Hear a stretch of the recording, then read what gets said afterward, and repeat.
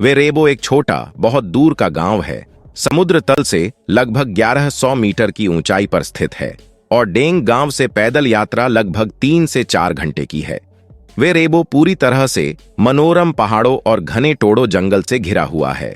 यह उष्णकटिबंधीय जंगल वनस्पति से समृद्ध है और कई गाने वाले पक्षियों की चहचहाहट सुनाई देगी। इस गांव में मोबाइल कवरेज भी नहीं है और बिजली केवल शाम 6 से 10 बजे तक ही उपलब्ध रहती है। हवा अपेक्षाकृत ठंडी होती है, विशेषकर शुष्क मौसम में। इसलिए यदि आप गांव जाने की योजना बना रहे हैं तो अपनी जैकेट लाना न भूलें।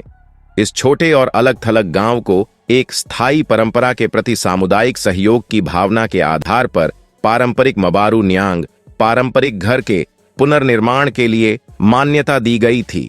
साथ ही साथ अपने गांव के कल्याण में सुधार भी किया गया था। तो आइए आज हम इस गांव के बारे में जानते हैं और इसी तरह की और रहस्यमयी जानकारी प्राप्त करने के लिए हमारे चैनल को आज ही सब्सक्राइब करें। दोस्तों, वेरेबो दुनिया की भीड़ से दूर बसा एक पारंपरिक गांव है, जिसे देखने के बाद लाखों लोगों की आंखें मानो सुकून महसूस करने लगी हों। इसकी प्राकृतिक सुंदरता को शब्दों में बयां कर पाना मुश्किल सा है।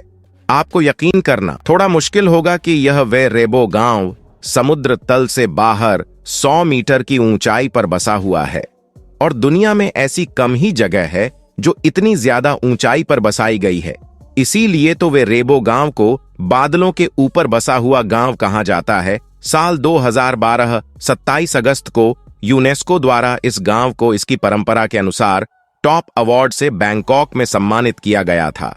इस गांव की सबसे मुख्य विशेषता है इनके अनोखे घर, जिन्हें यह लोग मबारू न्यांग कहते हैं।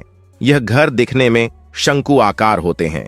इन घरों की छत सीधा जमीन को छूती है और छत से नीचे जमीन तक पूरी तरह से लोटार छप्पर से ढके हुए हैं।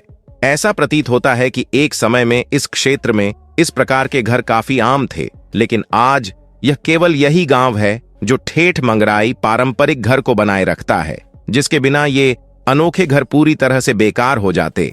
इन घरों को 5 भागों में बांटा गया है, जिसमें हर एक भाग अपने खास चीज के लिए है।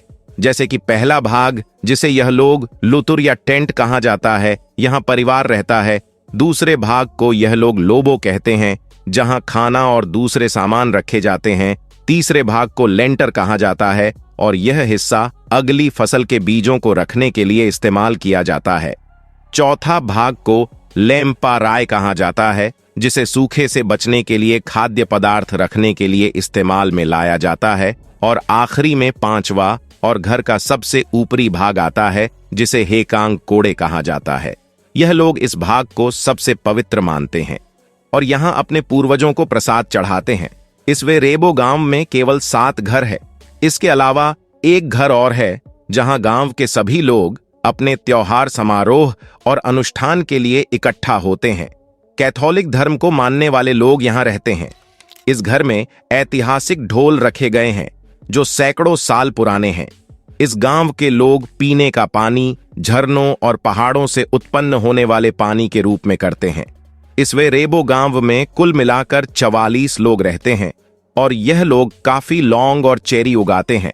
इस गांव की महिलाएं इन कामों में पूरी तरह से सहयोग करती हैं। आज भी वेरेबो गांव के लोग अपना जीवन पूर्वजों के सिद्धांतों पर जीने में यकीन रखते हैं। अगर आपने आज हमारी वीडियो में कुछ नया देखा, कुछ नया सीखा, तो इसे ज्यादा से ज्यादा लाइक, शेयर करें। आप सभी का बहुत बहुत धन्यवाद।